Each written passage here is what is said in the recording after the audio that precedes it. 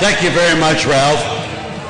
I'm delighted you articulated it so well, because it is shifting of power. But let me talk soberly to you all, because I know you want to take back America, and I know you want to take back America essentially for the left and for the Democratic Party. And let me utter this and say that we did take back part of America in the last congressional race. And I view it in the very sense that we did not so much that we were so able, but that the Republicans were so lousy in the Congress and the people rejected them. That's what happened.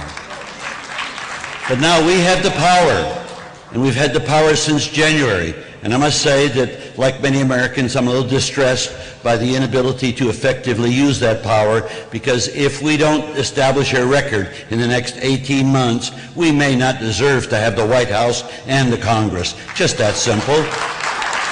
You know, what is the most important thing that brought about the power to the Democrats? It was the war. It was George Bush's war. And so we now have to deal with that, and deal with it with some leadership. And the best we've seen in the last 6 months is we've gone from a non-binding resolution to 4 votes on a water bill so that our presidential candidates in the Senate could look good.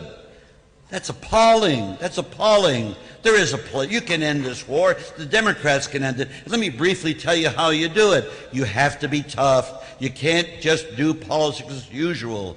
You have to be tough. I've offered a piece of legislation that makes it a felony and is punishable by 5 years in jail that would apply to the President, the Vice President, Secretary of the Treasury, and the Secretary of Defense. Now, how do you get that passed? Well, say, well, the President's going to veto it. Of course he's going to veto it.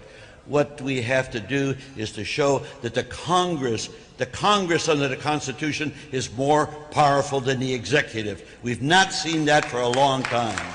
Only the Congress can make law.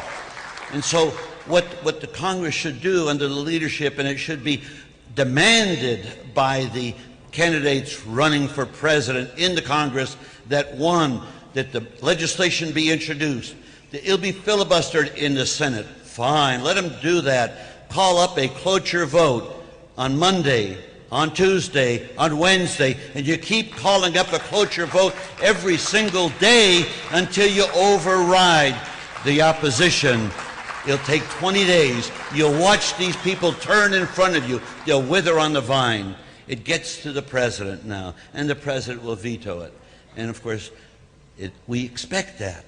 It comes back to the Congress. Now you've got 2/3 in the House that you got to get, and you got to get 2/3 in the Senate. And so what do? Pelosi on one day at noon, same day, Reid at noon, they bring up the override. Now generally what you hear is you have an override vote, and oh, we can't override, we quit. No way. You have an override vote on Monday, on Tuesday, on Wednesday, Thursday, Friday, Saturday, and no weekends off, and no vacations for the Congress. They just stay there. People are dying, and we do nothing about it. Nothing. And I guarantee you in 45 days that bill will be passed into law, and George Bush will have one choice: go to jail, because it'd be a prima facie case of a felony, and there you can go right to impeachment, and then the consequences would be criminal act. That's the way you end the war. That guaranteed to work. We can have our presence in the war ended by Labor Day, and all of American troops, and I mean all of American troops, not this over the horizon, so that we can later enforce the terrible energy bill that we forced them to buy, to take in Iraq. No, we can end and have all Americans home by Christmas. Now, doesn't that sound great? Doesn't that sound great? The next point I want to make is very simple. We want to take back America. My hope is that the next conference, because Boris Age and the others have done a fabulous job with these conferences, it's energized you, and that's what counts, and that's important. The activists must be energized, but you must realize that it's not just taking power for us, it's taking power for the people. And so we have to make sure that the legislation comes into being that will empower people. It's a shift of power from the elites. Now, I must say, you hear take back the power. Americans never had it. Americans never had it. As Ralph pointed out, the Constitution is not a very democratic document. The operative document for us is the Declaration of Independence, where we asserted our freedom in a legislative act. And that was done on behalf of the American people. Now we need, and of course what happened is that because of slavery, we pushed the people aside so that they don't have lawmaking power today. In 24 states, over half the American population makes laws at the state and local level. Why not at the federal level?